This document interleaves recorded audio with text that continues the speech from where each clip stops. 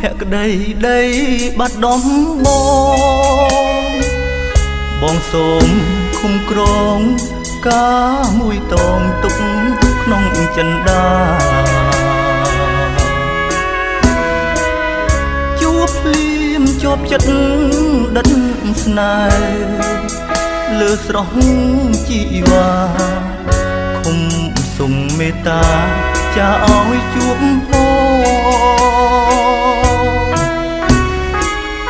សូមលោតដីស្អិតដងចិត្តមិន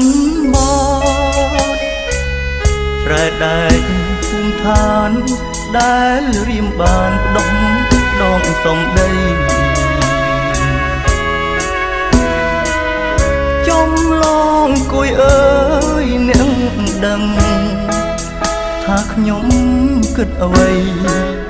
សេចសកនឹកស្រីដីអនុសាពេលដែលបងសារភាពប្រាប់ពីបេះដូងរៀមអូនកុំអឹមអ៊ីនណាស្រស់នារីព្រមស្នេហ៍បងឬយ៉ាងណាឆ្លើយមកពុំមានឆាប់ប្រាប់រៀមរាបងឲ្យដឹងអូ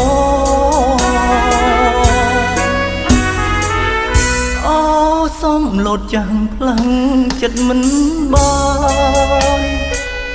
ស្មោះស្នេហ៍កល្យាន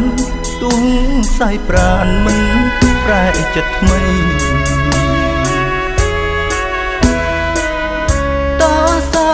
អ្នកដឹងរឿងស្នេហ៍ជួយថែចិត្តស្រីសំលោកភក្តីដីស្នេហ៍ខ្ញុំអើ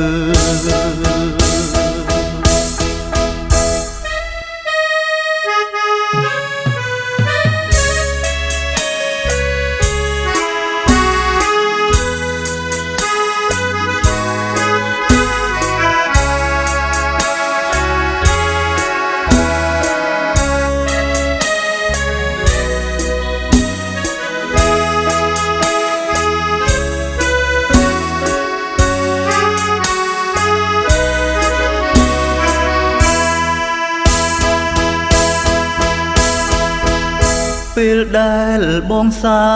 រភាពប្រាប់ពីបេះដូងរៀមអូនកុំអឹមអ៊ីនណាស្រស់នារីព្រមស្នេហ៍បងឬយ៉ាងណាឆ្លើយមកពុំមានឆាប់ប្រាប់រៀមរាបងឲ្យដឹង